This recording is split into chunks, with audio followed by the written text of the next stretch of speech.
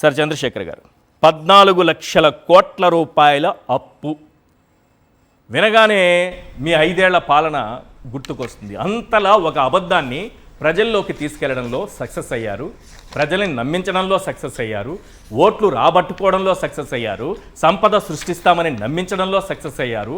ఆఖరికి చూస్తే 5 ఏళ్లలో మీరు చేసింది 3,60,000 కోట్లు అయితే చంద్రబాబు నాయుడు గారు కేవలం 24 నెలల్లోనే ఆ మార్కును దాటుకొని వెళ్ళిపోతూ ఉన్నారు. సరే దాటేస్తే రికార్డు. అసలు ఈ అప్పంతా ఎటుపోతుంది అన్నదే చాలా పెద్ద క్వశ్చన్గా మిగిలిపోయింది. అందరికీ నమస్కారం సార్. ప్యానెల్లో ఉన్నటువంటి పెద్దలకి, సాక్షి టీవీ ప్రేక్షకులకి, వీక్షకులకి. చంద్రబాబు నాయుడు అనేటటువంటి వ్యక్తి అబద్ధాల్లో ఆల్ టైమ్ రికార్డు కొడుతూనే ఉంటాడు. అది ఆయనకి పేటెంట్గా మారిపోయింది. చాలామందిని చూసాం, చాలామంది పరిపాలించారు ఈ రాష్ట్రాన్ని.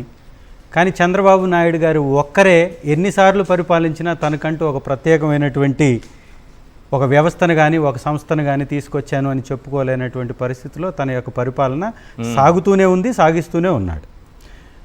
తను అధికారంలో లేనప్పుడు అప్పుల ఆంధ్రాగా మారిపోతుందంటూ తను ఆ రోజు చేసినటువంటి ప్రకటనలు కానీ, తనకి బాజా భజంత్రీలు వాయిస్తూ పవన్ కళ్యాణ్ గారు ఒక ట్వీట్ వేశాడు. అప్పట్లో చాలా సరదాగా ఉంటుంది ఆ ట్వీట్ కూడా. ఆ ట్వీట్లో వారు వేసినటువంటి ట్వీట్ అండి ఇది.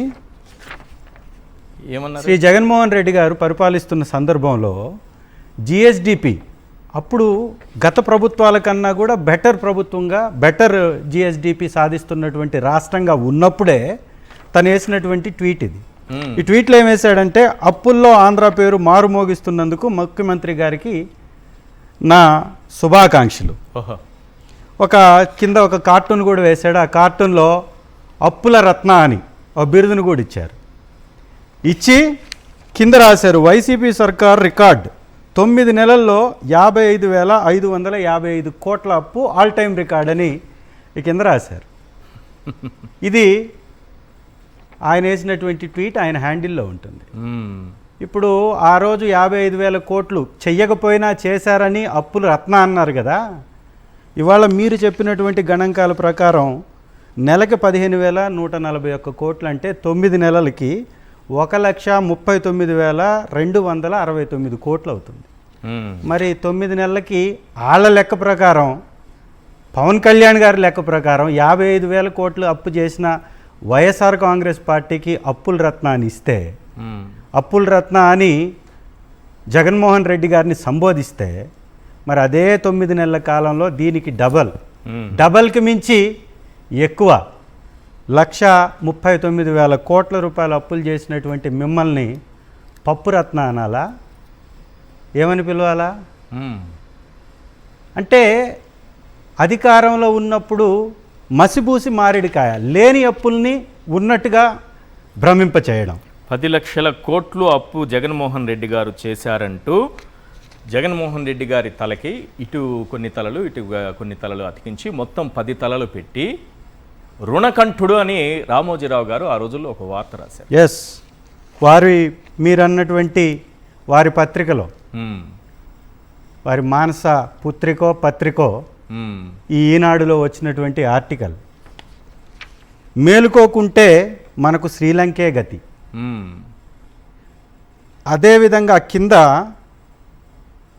మేధావుల పేరుతోటి ముసుగు మేధావులు ఆర్థిక సంక్షోభం అంచుల్లో ఉన్న ఏపీ, ఎవరు?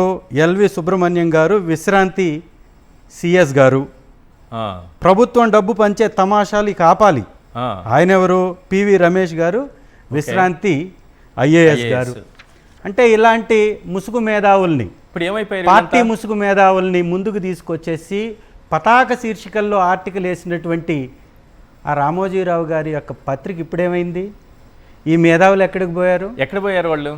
9 నెలల్లో 55,000 కోట్లకే అప్పు రత్న అన్నారే. ఈ పప్పు రత్నాలని విమర్శించడానికి నోరు రావట్లేదా? ఈ బూడిద పార్టీ అని ప్రజలు ఊరికనే అంటున్నారా? ఉన్నటువంటి వ్యవస్థల్ని ధ్వంసం చేస్తూ, ఆర్థిక విధ్వంసం చేస్తూ, అట్టడుగు స్థానంలో ఆర్థికంగా రాష్ట్రాన్ని పాతాళంలో పాతిపెడుతున్నా కానీ మాట్లాడినటువంటి ఇలాంటి వ్యక్తులను ఏమనాలి? వాళ్ళ టాటా పవర్ ఆంధ్ర వద్దు, ఒడిస్సా ముద్దు అని రాష్ట్రం వదిలి పారిపోవడానికి సిద్ధమైంది.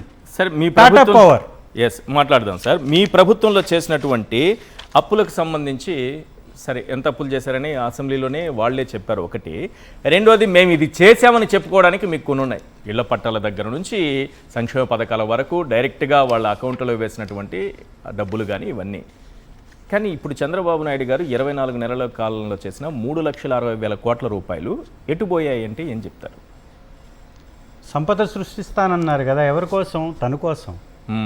అప్పుల సృష్టి ఆ రోజు, ఇవాళ ఆర్థిక మంత్రిగా ఉన్నటువంటి పయ్యావుల కేశవ్ గారు ఆ రోజు వారు ప్రజాపద్దుల కమిటీ చైర్మన్గా ఉండి మాట్లాడినటువంటి మాటలు అదే మానస పుత్రిక పత్రికలో వేసినటువంటి ఆర్టికల్ ఇది. ఈ ఆర్టికల్లో అంచనాలు పెంచుకొని తినేసేందుకే అప్పులంట. ఎస్, అంటే శ్రీ జగన్మోహన్ రెడ్డి గారు ప్రజలకి పథకాల పండగ ఇస్తూ ప్రజలకి ప్రతి నెల క్రమం తప్పకుండా వారి అవసరాలు తీర్చే విధంగా అన్ని సదుపాయాలు కల్పిస్తూ ఆ రోజు అప్పులు అతి తక్కువ, గత ప్రభుత్వాల కంటే తక్కువ అప్పులతోటి రాష్ట్రాన్ని పరుగులు పెట్టిస్తే కోవిడ్ లాంటి సమయంలో 2 సంవత్సరాలు ఆర్థికంగా రూపాయి రాబడి లేకపోయినా 5 సంవత్సరాలకు కలిపి 3,60,000 కోట్లతోటి అప్పులతోటి 5 సంవత్సరాలు పండగ చేశారు.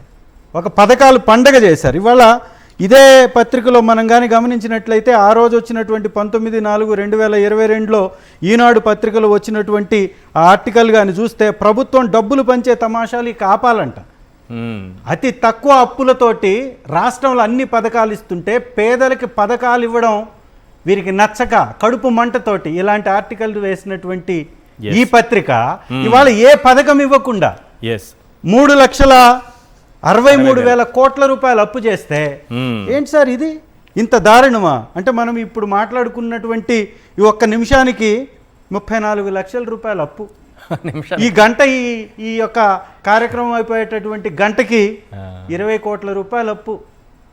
ఒక రోజుకి 497 కోట్ల రూపాయల అప్పు. అంటే ఒక్కొక్క కుటుంబం దాదాపుగా 2,27,129 రూపాయలు ఒక కుటుంబం మీద అప్పు చేసి ఆ కుటుంబానికి ఇచ్చింది ఎంత నువ్వు? రిమైనింగ్ ఏమైంది? ఇది కాకుండా మట్టి మీద దోపిడీ, మద్యం మీద దోపిడీ, నీటిపై దోపిడీ, ఇసుకపై దోపిడీ, కనపడనటువంటి ట్యాక్సులు, టీడీపీ ట్యాక్సులు వేసి దోచుకోవటం అదనం. ఈ వచ్చేటటువంటి ఈ అప్పంతా ఎక్కడికి పోతుందా అంటే తెలుగుదేశం పార్టీ వారి జేబుల్లోకి తప్ప ప్రజలకు చేరట్లేదనేది ఇది వాస్తవమైనటువంటి పరిస్థితి. ఈరోజు రాష్ట్రంలో ఉన్నటువంటి పేదవాడిగా ఇంకా అట్టడుగు స్థానానికి వెళ్ళిపోతున్నాడు తప్ప ఒక స్కూల్ నిర్మాణానికి రూపాయి పంచలా, ఒక కొత్తగా ఒక ఇంటి నిర్మాణం చేయలా, ఒక కొత్తగా ఒక ప్లాట్ ఇవ్వలేదు, ఒక కొత్తగా ఒక రేషన్ కార్డు ఇవ్వలేదు, ఒక కొత్త పెన్షన్ ఇవ్వలేదు. ఉన్నటువంటి పెన్షన్లు తొలగించేశారు. వికలాంగుల పెన్షన్స్ కారణాలు చెప్పేసి తొలగించేశారు. రాష్ట్రానికి వచ్చేటటువంటి ఫ్యాక్టరీలు పారిపోతున్నాయి. ఒక నిరుద్యోగికి ఉద్యోగం ఇవ్వనటువంటి పరిస్థితి, ప్రాథమిక ఆరోగ్య కేంద్రాలు ఏమీ లేదు. ఆ రోజు డిజిటల్ లైబ్రరీ, ఒక జగనన్న కాలనీలు కూడా కట్టారు. 17,000 కాలనీలు, దాదాపుగా 30 లక్షల పైచిలకు ఇంటి నిర్మాణాలు ఆ రోజు. ఈ రోజు ఏముంది? లేఅవుట్లు అయితే కాలనీలు కాదు, ఊర్లను నిర్మించినటువంటి ప్రభుత్వం శ్రీ జగన్మోహన్ రెడ్డి గారి ప్రభుత్వం. అందుకే జగన్మోహన్ రెడ్డి గారి లాంటి ప్రభుత్వం, లాంటి పరిపాలన ఈ భారతదేశం చూడలేదు. అందుకే ఆ రోజు ఉన్నటువంటి ప్రధానమంత్రిగా ఉన్నటువంటి మోడీ గారు ఈ రోజు కూడా కొనసాగుతున్నారు. ఆంధ్రప్రదేశ్లో శ్రీ జగన్మోహన్ రెడ్డి గారు తీసుకొచ్చినటువంటి రీసోర్సెస్ని వారు కూడా కొన్ని పథకాలని కేంద్రంలో కూడా ప్రవేశపెట్టినటువంటి పరిస్థితి. మరి అలాంటి ప్రధానమంత్రి ఈ రోజు వీళ్ళకి కలిసి ఉన్నా కూడా ఇంతటి అప్పులు చేస్తూ ఈ రకమైనటువంటి విధ్వంసం చేస్తుంటే నోరు మెదపరు. బీజేపీ పార్టీ కానీ, జనసేన పార్టీ కానీ, తెలుగుదేశం పార్టీ కానీ, ఆ పార్టీలో ఉన్నటువంటి నాయకులు కానీ ప్రజల వైపు తిరిగి చూడట్లా. ఇంకా ట్వీట్ పెట్టుంటారా మీరు? చూడలేదేమో. 50,000 కోట్లకే మీరు చెప్పినట్టుగా అప్పు రత్నాన్ని పెడితే ఇన్ని లక్షల కోట్ల అప్పు చేస్తే మరి ఏమనాలి? ఇంత నిస్సిగ్గుగా ట్వీట్ వేసినటువంటి ఈ వ్యక్తి ఈ రోజు ముఖం ఎక్కడ పెట్టుకోవాలి? ఈ రోజు ఏ విధంగా ప్రజలకు సమాధానం చెప్తాడు? అందుకే కదా కనపడాడు, ముసుగు వీరుడు అయిపోయాడు. ముసుగు వీరుడైపోయినటువంటి పవన్ కళ్యాణ్ గారు ఏకంగా కేబినెట్ మీటింగులకు కూడా ఎగ్గొడుతున్నటువంటి పరిస్థితి కనపడుతుంది. ఇవాళ ప్రజలకి చెప్పుకోలేనటువంటి పరిస్థితి, తన పార్టీకి చెప్పుకోలేనటువంటి పరిస్థితి, తన పార్టీలో నాయకుల్ని కాపాడుకోలేనటువంటి పరిస్థితి, ఏకంగా తన కులాన్ని రెచ్చగొట్టి ఓట్లు వేయించుకున్నటువంటి ఆ వ్యక్తుల యొక్క బాధలను కూడా పట్టించుకోకుండా చనిపోయినటువంటి వ్యక్తుల మీద కూడా రాజకీయం చేస్తున్నటువంటి దుర్మార్గపు పరిస్థితి. రైట్.